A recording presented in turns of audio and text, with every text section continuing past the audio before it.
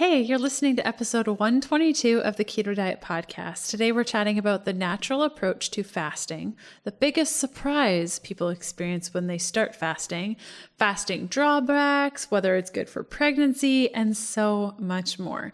If you have questions about today's content, you can send me a quick message by going to healthfulpursuit.com/contact.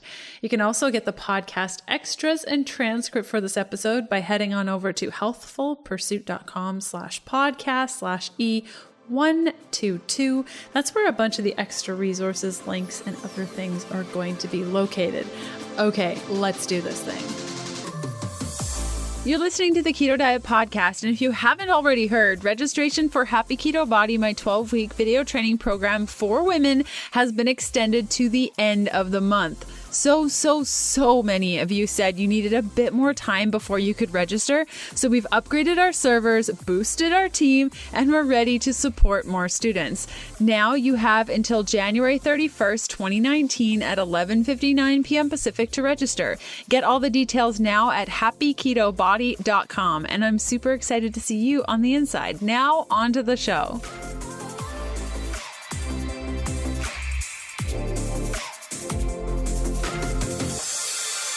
Today's guest is Ashley Salvatore, and she hosts a popular ketogenic intermittent fasting YouTube channel helping women learn the basics in an easy-to-follow, condensed way. After losing 74 pounds as a stay-at-home mom of two, she uses her own experience and research to help others stay motivated and get the best results from this lifestyle. She also shares her favorite recipes on her blog 24karatketo.com and offers free tips and tricks.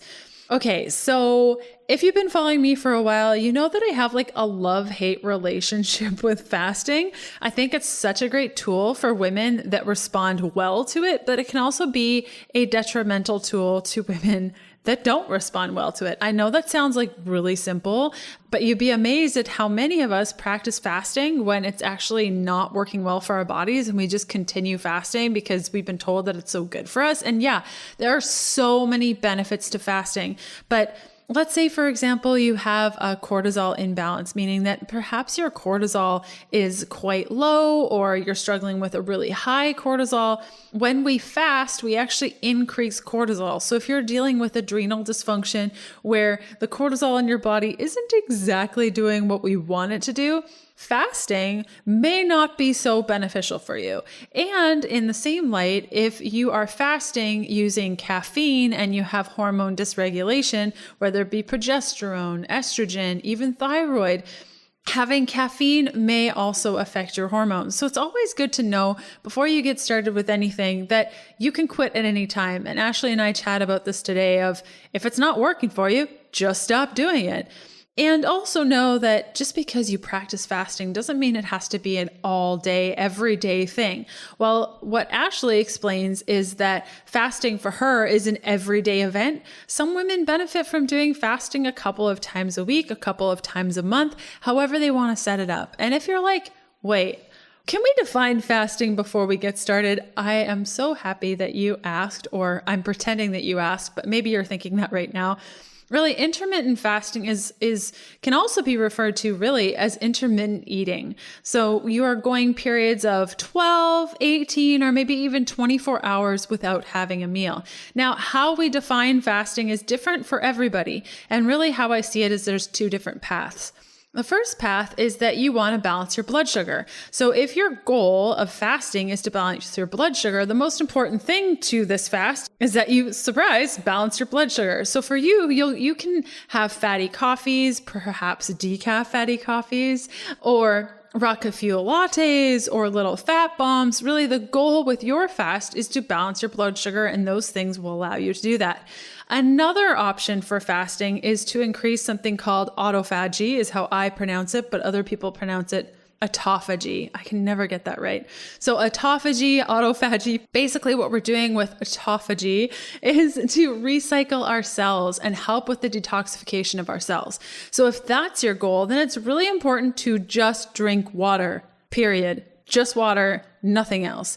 So in today's episode, Ashley talks about a strategy of eating 50 calories throughout her fast, and that kind of falls in between both of them. It wouldn't be considered autophagy, or autophagy, and it kind of maybe would be considered blood sugar balancing depending on the foods chosen. And that's really, really important. If we want to balance our blood sugar, we want to go toward things like that have fat. So fat bombs, fatty coffees. We wouldn't want to like have a steak and call it a fast. I hope that makes sense. And I hope that sets you up for today's episode. If you want to learn more about fasting and you already have my program, The Keto Beginning, head on over to chapter 6 where we talk all about that. And if you have my program Fat Fueled, it starts on chapter 5, which just happens to be page 72 for both the Keto Beginning and Fat Fueled. So if you have either of those programs, head on over to page 72, check out all the fasting tips, and let's cut over to today's episode. Hey, Ashley, how's it going? Great. Thank you so much for having me here. I'm literally so excited to be here. This is like the best moment in my life. You don't know this, Leanne, but I actually learned keto from your book, The Keto Diet. That was the very first book that I ever purchased on keto, and it taught me like everything, and it's literally changed my life. What? I had no idea. I had no idea. Yes. Wow. Okay. So this is so cool because when I was writing the keto diet, I just thought that there would be like one woman that would like read it and it would like encourage her to look at her life and change things and like become her own advocate in health. And so that's just so cool that you started a movement, literally a movement. Oh, that's crazy. That's so cool because I really didn't think that book would do very well. So, oh my gosh, no, it's awesome. I reference it like daily. I had no idea because I found your YouTube videos a while ago and I was just watching them because you're so entertaining and you explain things so well. And then I was like, we need to have you on the podcast. We need to chat. Thank you. And here we are. I like to ask all of our guests before we get started, what does keto mean to you? Okay, so keto to me is freedom. Like, I'm sure you hear that from everyone because keto is just like freedom from binging, freedom from food addictions.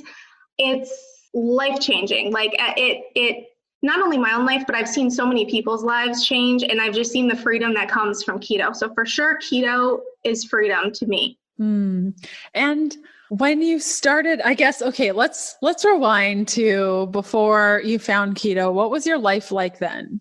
Okay, so before keto, let me just take you back to, I yo-yo dieted like my whole life. From the time I was like 13, 12-ish, I had started dieting. I tried every diet pill on the shelf. I was never like so heavy. It was more so just like 20 pounds I was trying to lose as a little kid, and I didn't know what to do. And it just led into all of these struggles. And then before my wedding, I started a low carb diet, and it helped me lose all the extra weight before my wedding. And I felt really, really good. Got married, fell off the low carb lifestyle like a lot of people do, started eating normally again, started gaining the weight back again. I got pregnant with my first baby, gained 60 pounds with that pregnancy. Had that one, and then shortly after I got pregnant again, without losing all of that weight, gained a bunch of weight after that, and then started low carb right after she was born. And then I found the keto diet through you, and I started, adding in more healthy fats, and it's just really literally changed my life. So that's kind of my background on keto. Wow. And what was your goal? Like when you found keto, what was like your number one thing where you're like, I need to do X? It was definitely weight loss related because I had gone a little while with low carb. I wasn't counting anything other than net carbs. And then when I learned about the keto diet and I read your book, I then applied it, and it took me from, losing 50 pounds to then losing 75 pounds and then turning it into a huge passion for me. And then I just like dove into the research and learned so much more about it other than weight loss, all of the other benefits. And I felt it in my life, depression, energy, focus, mental clarity, all of those things came along. And I was like, I know I need to like show people that this is possible. I'm a stay-at-home mom. I'm busy all day long. I have little kid snacks here or there everywhere that I don't touch because I can stick to keto and I can follow this. It's the first time in my life that I can actually long-term follow something. So that's pretty much that. Back to today's episode in a sec. Some people choose to do plant-based keto, others do carnivore-based keto, and I'd like to think I'm somewhere in the middle, loving meat and plants. I thrive on the right kind of animal protein. Protein from healthy animals, animals that get treated fairly, have happy lives on pasture, and are raised ethically. This is why I choose to eat grass-fed and finished beef, free-range chicken, heritage-bred pork, and wild fish. I'm so happy I can get these options from ButcherBox, a meat subscription service I've used since 2016. Listeners of the show get 2 pounds of free wild Alaskan sockeye salmon this month. All you have to do to claim your free salmon is go to butcherbox.com/keto diet between now and January 31st, 2019. Order a box and get your 2 pounds of free wild Alaskan sockeye salmon at butcherbox.com/keto diet. Okay, back to today's episode. And when did fasting come into your ketogenic practice? So fasting, I learned about fasting 2 years ago, and it was from Dr. Jason Fung that I initially learned through his YouTube channel. And fasting for me was really about the excess skin because I had those 2 babies, I had lost a lot of weight, and I had a lot of skin left over. And so I was really interested in the skin and also the tightening and then losing like the last 10 pounds-ish. And so I got started on intermittent fasting from there and became obsessed. Loved it. My whole life, it was always, you need to eat every 2 hours. You need to constantly be eating or your metabolism's going to get, hurt from that. And it's the total opposite of what is true. And so I think that when I started intermittent fasting, it made such a big difference right away. Within the first 30 days, I loved not having to eat right away, eating when I'm hungry, not just to eat. And so that's when I started that. And that's how I learned about that pretty much. Cool. And what do you consider a fast now? How is I guess maybe I should ask first, what does your fasting protocol look like now and how has it changed? So basically the entire time I was fasting, I was doing a 16 8-hour fast. So I was going 16 hours without eating. And sometimes I would do 18 hours. Sometimes I would do 24 hours. I just followed my body's lead. So if I was hungry, I was not hungry, I would not eat. But I do know that if you follow it specifically and try to get to that 16-hour window consistently, then your body's not going to release that hunger hormone earlier. And so I tried to do it every day if I could. But right now I am 6 months pregnant. Congratulations. I had no idea. So I am not fasting right now, but I miss it. It's one of those things that I'm like, oh, I just wish I could fast. I miss it so much. Yeah. Oh my gosh. That's so great. Oh, congratulations. Thank you. What's the one big thing that surprised you most with fasting that you really weren't expecting? I thought I was going to be starving. I thought I was going to be hungry all the time. It really was only the first 3 days that I started fasting that I was hungry. And then after that, I wasn't hungry at all. And I just literally learned to follow my body's lead. And previously, before keto, when I was doing low carb, I think I was doing this naturally too. And then even when I started keto, I just wasn't, it's one of those benefits of the keto diet and of cutting out the complex carbohydrates. You can go longer periods without eating and you're not hungry. So naturally I did it. But then when I purposefully started doing it, I thought I was going to be starving because I didn't really think about that, but I wasn't at all, not hungry at all. Yeah, I noticed that too. Even when I talk to people like glucose burners that are like, I don't know how you haven't eaten all day. How have you not eaten all day? And I'm like, I just don't have any interest. They're like, that could never be me. And I think, would you agree that, in your previous life, when you were doing all the yo-yo diets and stuff, not eating wasn't really an option because you weren't burning you weren't burning fat for energy. But with ketosis, pairing that with fasting, it's relatively easy, just not so easy. So easy. It's scary to think about, but it's easy once you get started. And for someone just thinking about intermittent fasting that's afraid to get started on it, you can stop anytime. That's one thing that I was thinking, once I start intermittent fasting, there's I'm going to have to do this forever. You really can, if it's not working for you, just don't do it anymore. It's no harm in trying. You're so right. I think so many of us get caught up on, as soon as I commit to it, I have to do it for my entire life. Yeah.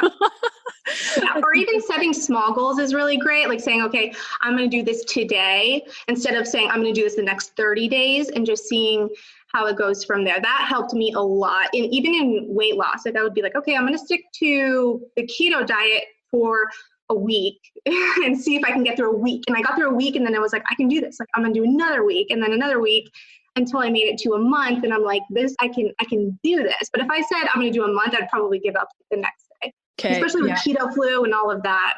Yeah, totally.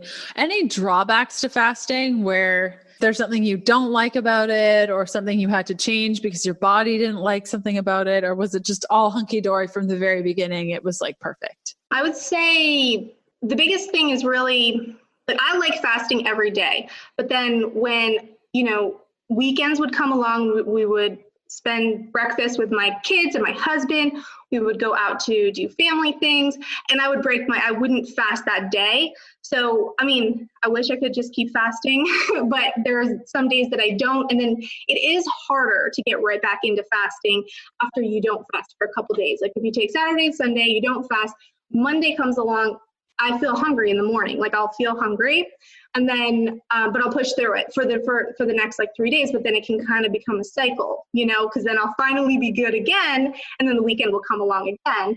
So it's just finding that balance. That was the only challenge for me. Amazing. And you never experienced any hormone issues or cortisol spikes or tiredness or anything? No. That's so cool. This is just such a great testament to the fact that everyone's body is different. And some women are like, I could never fast. It just screws up my hormones. And then I don't have a period. And other women are like, look, I fasted every day and I got pregnant. So yes, that's so cool. Back to today's episode in a sec. Today's episode is sponsored by Perfect Keto. Perfect Keto creates the ultimate products for making the keto lifestyle easier and more effective. All of their products are dairy-free, made in the USA, gluten-free, doctor-approved, and use zero fillers.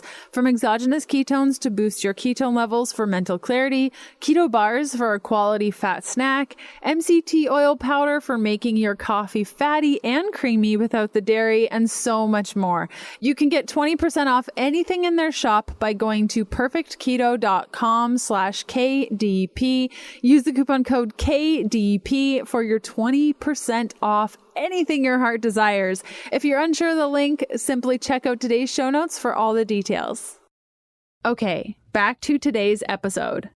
Okay, so what do you consider to be a fast? How do you practice your fasting? Do you just drink water? Do you drink tea, coffee, fatty coffee? What's your thing? Okay, so I keep the calories under 50 calories during the fasted window. And so it's mainly, water, coffee, that sort of thing. I love doing fasted workouts. And so that to me is great in the morning, wake up in the morning, do my workout, eat my first meal at noon. But 50 calories to me is like where I kind of shoot for. Under there. I don't go above that. Okay, cool. And length, time, do you time yourself? I know that there's apps where you can time yourself, or do you just kind of do more of an intuitive thing of I'm fasting, when I'm hungry, I'll eat? I try to stick to just the same time of day every day. And then I stop eating at the same time every day. If the day before I end up eating later, like I go out and I have dinner later, I will end up pushing my next day fast back a little bit, but I really do try to just follow my body. If it's time for me to break a fast and I'm not hungry, I will just let myself go until I become hungry. And so sometimes that's 18 hours, sometimes that's 24 hours. It just depends on the day. And it's really great for to help you focus with work and stuff, because you just don't have to really stop to think about food. You can just go. So I totally agree. Do you find that you react to certain sweeteners? Like you mentioned calories. I've actually never heard somebody use calories as a marker for fasting. So I'm just really interested to learn more from you and what you've experienced. Do you say 50 calories? Okay. So like coffees, teas, do you put sweeteners in those? Do you find sweeteners affect anything? Yeah. So I only will do stevia or erythritol. Those are the only two sweeteners that I will do while I'm fasted. Other thing, I just don't even go near the other stuff. I will put a little bit of half and half in my coffee, because that'll keep me below the 50 calories, because that's usually 25 calories for 2 tablespoons. I don't do heavy cream because that'll push me over. in that while I'm fasting. Interesting. Okay. And what's your favorite way to break a fast? Like you said, sometimes you go 18 hours, 24 hours until you just wait until you're hungry. Are there certain foods you gravitate toward on that first meal, or is it kind of just like whatever is keto? I like to have my largest meal when I break my fast. I like to just make that like my big meal of the day, and then I'll have like another meal for dinner. I try to have 2 meals a day.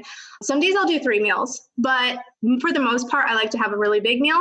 And that will typically be a salad, like a big salad with maybe tuna, mayonnaise, that sort of thing. You know, I like olive oil and like apple cider vinegar on there. And I personally do well with dairy. Sometimes like I'll do well with dairy, but then I'll cut back on it for a little bit and then I'll go back to it. So I love avocados. So I'll just typically that's my first meal, or eggs and avocado will be the first meal. That's so interesting. Yeah. Okay, cool. So the biggest meal of the day. So for me, when I break my fast, it's like my smallest meal of the day. Cause if I do big, it just causes so much digestive distress and I just feel so heavy and like bloated and not good. So I'll like break my fast with like a smaller meal. And then my dinner will probably be the largest meal. So I think that's why it's just so important to have conversations like this, because it just goes to show that you can find success on a ketogenic diet multiple ways, multiple different strategies, all the things. I hope you're totally digging this episode. I love putting these together every week, and I hope you're getting something out of it. I love seeing where you're listening from. So next time you're listening, or even right now, take a picture of yourself watching the show or a screenshot of your favorite episode and tag me on Instagram at Healthful Pursuit. And if social isn't your thing, that's totally fine. Just jump on your favorite podcast player and leave a review for the show. Okay, back to the good stuff. So we weren't planning on talking about this, but now I want to know, how has keto changed for you since you became pregnant? Okay, so pregnancy, I had all of these big goals with when I get pregnant, I'm going to stick to the keto diet and all of those things. And then my first trimester, I was extremely sick. So I was not following keto because I couldn't. I was just eating soup, a lot of soup, just whatever I could keep down. And second trimester came along. And then I was no longer nauseous, but still getting sick every day. And I tried to go back to keto, but after you get off keto, going back to keto, especially when you're pregnant, the keto flu is like killer. It's so hard. And, you know, when you're not pregnant, it's easy to just push past that. It's like, okay, I know this is going to end. But when you're pregnant and you just got through 3 months of sickness, it's really, really difficult. So my second trimester, I tried a couple times and I just kept going. I couldn't make it. I was like in bed. I'm like, I'm so sick. Like I can't do this. Aww. So I'm like, you know what? I'm just going to let my body do its thing. And then now going into my third trimester, I've done some research. I listened to a lot of your stuff. And, you know, I read the book, The Real Food for Pregnancy. That I also found from you. And I'm like right now in the process of trying again. I just had my glucose test and all of that. So that sugary drink is like my system. But yeah, so now this point forward, I'm like, I'm going to try this, but I'm going to do a carb up every night because that's not something that I used to do in my ketogenic journey before pregnancy. But I think that will actually help me kind of like get a little bit more carbs, not be so strict, because I think my problem was I was just a little too strict. And you know, listen to my body. And I don't really have that many expectations. If it works, it works. If not, oh well. I know I'm like really excited to get back full force after the baby's born, you know, within the first couple months, because I know like with breastfeeding and all of that, it can be a challenge the first couple months, but I know it's coming. So it's hard because I want to do it, you know? Yeah, I could imagine that being really frustrating. And you're not the first pregnant lady to tell me that when they got pregnant, it just kind of all just didn't even work. Like, yeah. It's amazing because I was keto for so long. Like I was years, you know, and for my body to just react like that, like I just couldn't do it. It was frustrating, but it's okay. Do you feel like if you would have gotten pregnant eating the way you used to, that your pregnancy would have been different? Like, I'm sure even though you couldn't eat keto, I'm guessing that your choices were like more balanced than they would have been years You would and think years. that, but it's not. Oh, okay, I have okay. the all or nothing mentality. It's terrible. So when I can't eat keto, I eat all the foods. Okay. I love your honesty. And all of like the issues I have with foods come back. All of those same struggles I had before I was eating, it all comes back. So I have knowledge of what I should eat, but that doesn't mean I actually eat it all the time. I try to, like I try to. I have, salmon on a set. Like I'll try to have like one ketogenic meal a day. Right now I'm 3 days back to eating like keto, low, like I'm not really counting my macros, but I'm eating the right foods. And besides the glucose drink this morning, I'm feeling really good right now. And so I think the third trimester is kind of like a different stage of pregnancy where I kind of feel a little bit more like myself, and then I can actually do this as long as the keto flu doesn't kill me this time. Oh, bless your heart. I think it's just such a fascinating thing. Like you're building another human in your body right now. So like mad props to you on that. Yeah. The weight gain this time around though is more than the previous pregnancies because I was, not eating carbs for so long. And then all of a sudden I start eating carbs. And even though I was sick in the morning. So then I would like be eating, even though they're like healthier carbs throughout the day while I was like my first trimester, I'm gaining quicker because my body just doesn't respond well to it. It's almost like I'm like almost back to where I was. And I'm really excited about my next transformation. Like, let's just put it that way. I'm like in my body right now, like, oh, I have 3 more months left of this. Can't wait to get to the end so I can start over with everything and like get down to where I was, where I feel my best. But I can tell you the weight gain, like it's one of those things where I have to just be like, okay, like I have to accept this. It is what it is. I will lose it when the baby's born. And are you giving yourself space after you give birth? Like, have you thought about how you're going to transition? Because, you've had a child before, so it's not like what do they say? You're not new to the rodeo or whatever they say. Yeah. But have you thought about how you're going to create space for yourself and kind of get that started again? Yeah, I'm going to give myself like a good, 2 months after the baby's born before I start really trying to get back to the keto phase. Like I plan on nursing this one, as long as I can, just like I did with my other two. So I'm just kind of going to let that dictate it. Like I'm not going to be so harsh on myself. Like I need to get back into shape right away. I'm just kind of going to follow my body's lead and just do it how it works best for us. I'm nervous about the whole postpartum depression thing. So I'm just going to kind of, take it as it comes, basically. I don't really have many expectations for this baby because I had a lot of expectations for my other ones. And it's like, it never turns out how you expect. So never. I think that's like with everything. Everything you plan never works out the way that you planned it, but it's nice to have a surprise and to do something different. And yeah, totally. What do you feel is missing in the keto space right now that you just wish there was more of? I wish doctors really backed it more. That's one thing, because a lot of people who like find me through YouTube, they always will say, I'm so excited to do this, but then I told my doctor and my doctor says, don't do that. It's not like you need to eat, low fat and that whole thing. I know there is a shift happening now. Like I recognize that like a lot of more people are being accepted that way, but I still think that there could be more, I guess, provided for patients from their doctors on this type of lifestyle. I totally agree. Even depression, like people who come with depression, maybe try this type of lifestyle first before going on medication, because that might be all that you need. I know for me, like this lifestyle helped me in many ways other than just weight loss. Totally. And that's really, I call it like the keto magic. You come for the weight loss and you stay for absolutely everything else that has nothing to do with the weight loss. Yeah. And where can people find you, Ashley? YouTube. That's the best place. So if you search Ashley Keto in YouTube, you'll find my channel right away.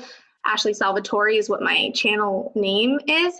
But if you search Ashley Keto, pretty much anything, you'll find a video that I created. So that's the best way to find me. Cool. Amazing. Well, thank you so much for coming on the show and sharing your experience. I really enjoyed learning from you. That's really cool. Your body's just so different from mine. And that's the coolest thing. Thank you so much for having me. This was fun.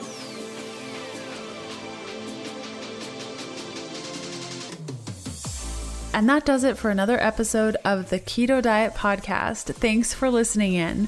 You can follow me on Instagram by searching Healthful Pursuit, where you'll find daily keto eats and other fun things. And check out all of my keto supportive programs, bundles, guides, and other cool things over at healthfulpursuit.com/shop. And I'll see you next Sunday. Bye.